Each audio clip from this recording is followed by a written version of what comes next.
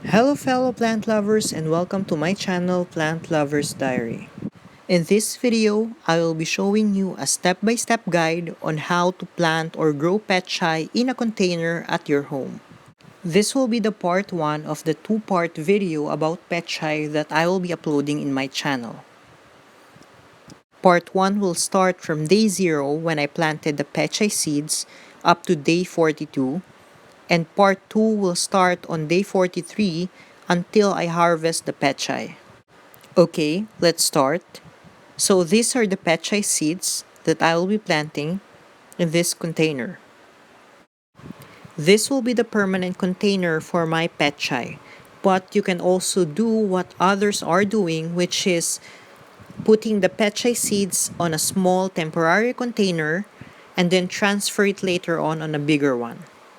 I will only use few petchay seeds since my container can only accommodate small number of petchays. By the way, if you are not yet a subscriber, please click the subscribe button below and the notification bell so you'll be updated on our next video. I'm using the stick to put a small hole in the soil. Where will I put the petchay seed?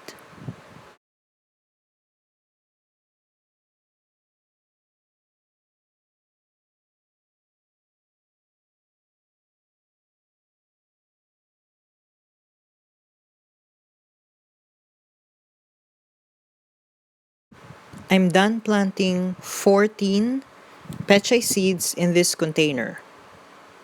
These are the locations of the seeds that I planted.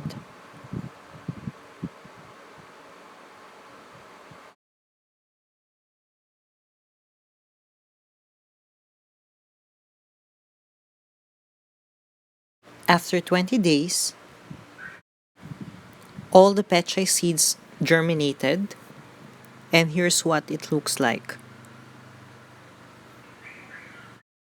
Not all the seeds germinated simultaneously, that's why you can see that there are some small ones and bigger ones. Plus, not all the seeds that I initially planted on the soil on day 1 germinated. So, along the way, in between day 1 to day 20, I put some seeds in places of the seeds that did not germinate. Those are the smallest ones here.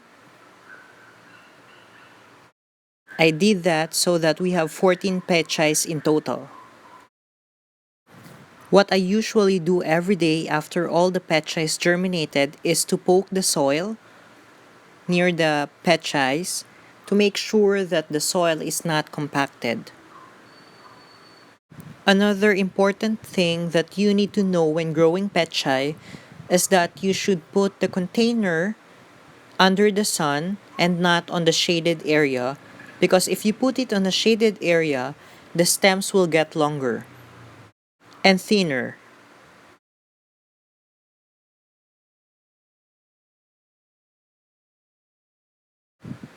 I'm not putting any artificial fertilizers on my plant, and also I'm not putting any animal manures on the soil because I don't have chickens or cows or goats. But I'm definitely recommending it if you have animals. Just make sure that you dry the animal manure before putting it on the soil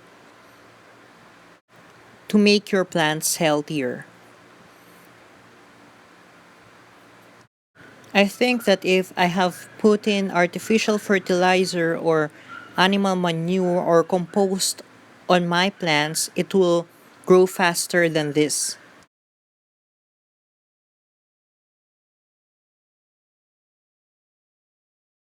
The only thing that I'm constantly doing to make my plants healthier is to water it with rice water.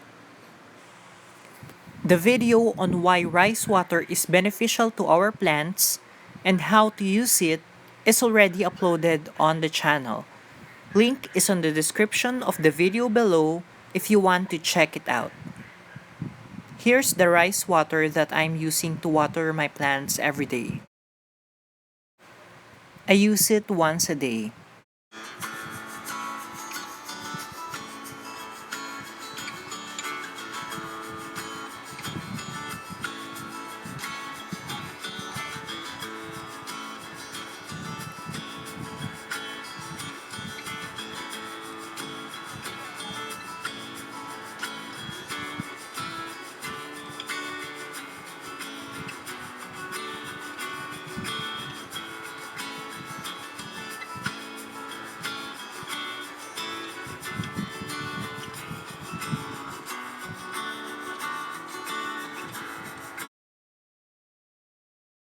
After 30 days, here's what our petchays look like.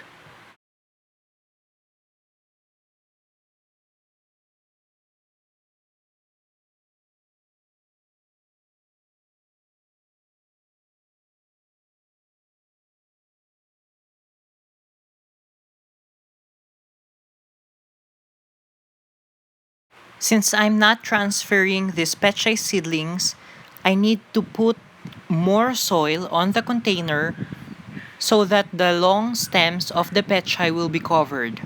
I will cover the petchays up until the first leaves.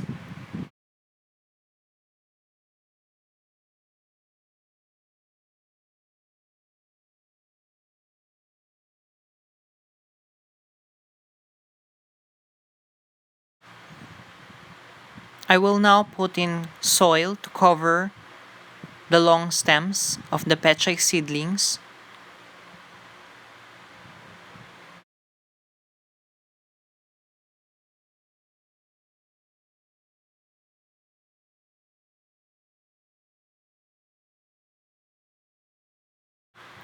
I'm done adding more soil to the container.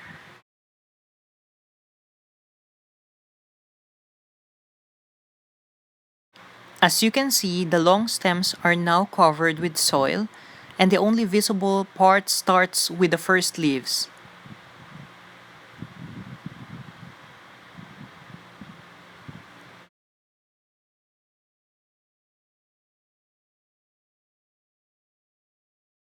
I also watered the container after adding more soil. Here's our petchay after 34 days.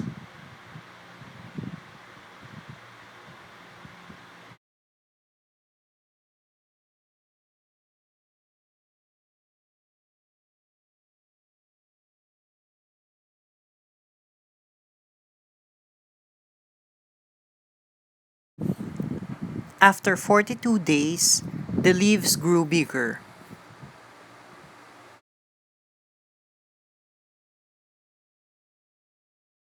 The stems are also thicker.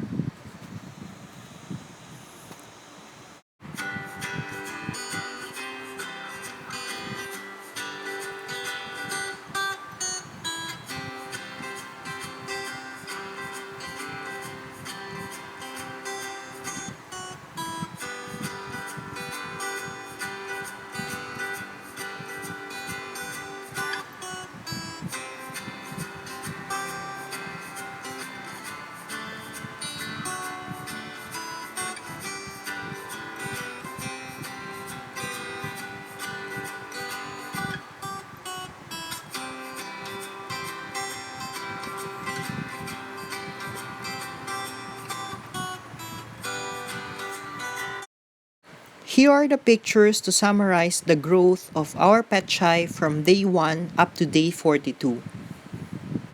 Please watch out for the part 2 of this video where I will be showing how to properly harvest petchay and how to take care of mature petchays.